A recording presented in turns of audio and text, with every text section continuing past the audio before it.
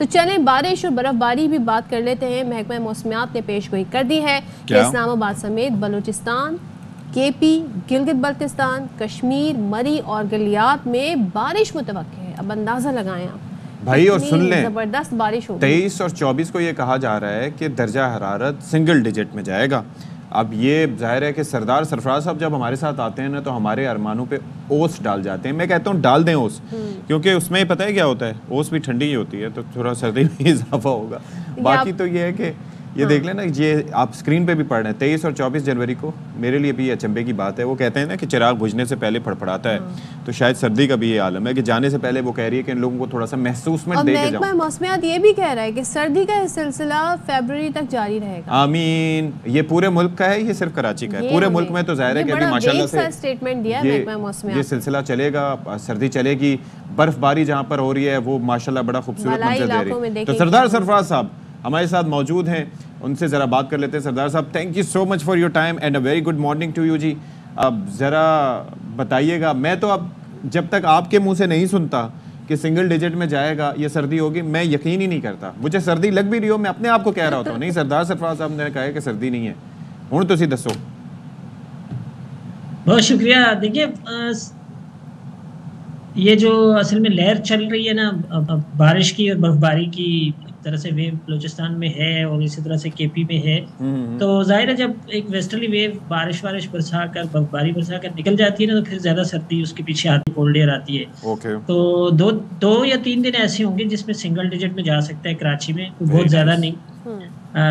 और social media तो आपको पता है बहुत ज्यादा हाइप क्रिएट कर देता है। मेरे ख्याल में 24 या 25 जी 24 या 25 खासकर 25-26 दो दिन ऐसे हो सकते हैं कि जिसमें कहीं 10, कहीं 9, कहीं हो सकता है किसी, आपको पता है कराची खासा बड़ा है, कहीं 8 हो सकता है। तो इस तरह से इस रेंज तक आ सकता है 2 या 3 दिन तक। उसके बाद फिर इंक्रीज हो जाएगा, इसलिए कि बलूचिस्तान में यानी ये वेव निकलेगी, आज निकल जाएगी बलूचिस्तान से, लेकिन 22-23 को दोबारा है कुछ ना कुछ चांगी डिस्ट्रिक्ट वगैरह की तरफ, नॉर्थ बलूचिस्तान, बलूचिस्तान और कोयटा के वेदर पे। तो सरदार साहब अब हम तो यहाँ ये कह रहे थे बस सर्दी यहाँ से अब जा रही है, ऐसा तो नहीं है। हम तो अशफाक और मैं ये स्टेटमेंट दे दिया लोगों को, आप जरा इसे क्लैरिफाई कर दें। मैं पता है क्या कह रहा था सरदार साहब, कि चिराग बुझने से पहले फड़फड़ा रहा है बस।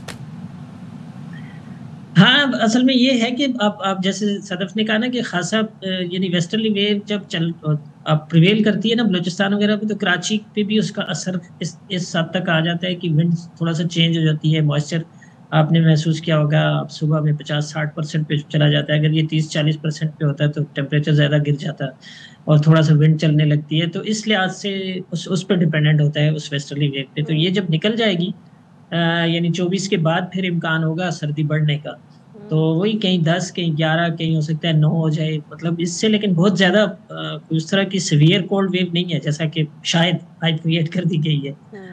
लेकिन चले कराची से निकलते हैं, केपी या बलूचिस्तान का भी आपने थोड़ा जिक्र किया। बारिश होगी, इस्लामाबाद में भी बारिश होगी, तो किस तरह की बारिश होगी? हल्की फुल्की या फिर मॉडरेट किस्म की, कैसी बारिश होने वाली है? देखिए, इस्लामाबाद वगैरह में तो लाइट रेन ही है। इस्लामाबाद हो गया, मरी हो गया, और इस तरह से साथ में गलियात, और फिर इस्लामाबाद से नीचे जेलम वगैरह साइड पे कहीं कहीं सियालकोट, नारोवाल, इन एरियाज में लाइट रेन ही मुतवक्के है।